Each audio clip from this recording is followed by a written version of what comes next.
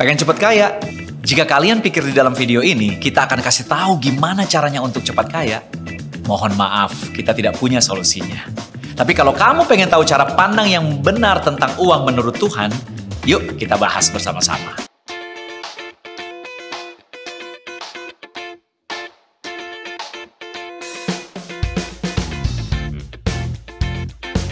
Cepat kaya, dapat uang dengan mudah? Apakah ini adalah hal-hal yang memenuhi pikiran kita setiap hari? Sebenarnya, it's okay kalau kita punya impian untuk lebih mapan atau punya uang lebih banyak. Namun, kita perlu berhati-hati. Di 1 Timotius 6 ayat 10, Paulus mengingatkan karena akar segala kejahatan ialah cinta uang. Sebab oleh memburu uanglah beberapa orang telah menyimpang dari iman dan menyiksa dirinya dengan berbagai-bagai duka. Yap, benar banget. Akar segala kejahatan ialah cinta uang. Hari ini, karena terlalu memprioritaskan uang, dengan mudah orang dapat hidup tidak sesuai dengan standar Tuhan. Ada yang korupsi dan mencuri supaya dapat uang besar dalam waktu cepat. Ada yang bekerja siang dan malam merelakan kesehatannya supaya pundi-pundi uangnya semakin menggendut. Ada juga yang ikut investasi ini dan itu karena profitnya yang menggiurkan, sehingga menaruh semua uangnya di sana tanpa memikirkan resikonya matang-matang. Jika kita mengerti prinsip tentang uang sesuai firman Tuhan, hal ini akan membantu kita untuk memandang dan memperlakukan uang dengan benar. Pertama, uang adalah titipan Tuhan. Di dalam perumpamaan tentang talenta di buku Matius 25 ayat 14-30, kita bisa lihat bahwa uang adalah titipan Tuhan. Tuhan yang kasih, bukan milik kita pribadi. Dan kita diminta Tuhan untuk mengelolanya dengan baik. Kedua, di dalam buku Matius 6 ayat 20-21 dikatakan, tetapi kumpulkanlah bagimu harta di sorga.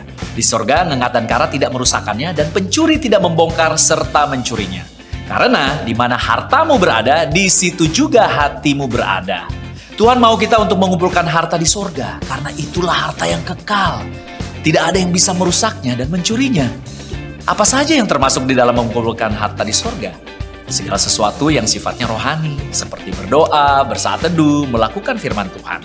Dan juga hal-hal yang bisa kita lakukan untuk orang lain, seperti mengasihi, melayani sesama, berbagi kebutuhan kepada orang lain yang membutuhkan. Kita memang perlu mencari uang untuk hidup, tapi jangan sampai uang itu menjadi fokus utama dari hidup kita, sehingga kita melupakan hal yang lainnya.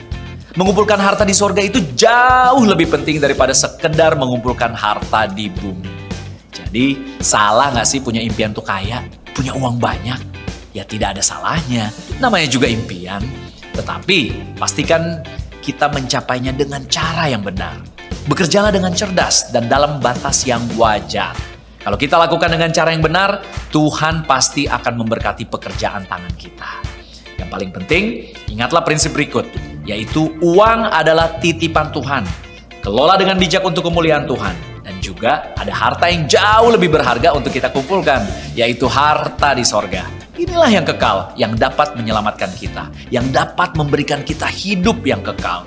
So, mari kita mencari uang dengan cara yang benar, mengelola uang kita dengan cara yang memuliakan Tuhan, serta terus semangat mengumpulkan harta yang sesungguhnya, yaitu harta di sorga. Amin.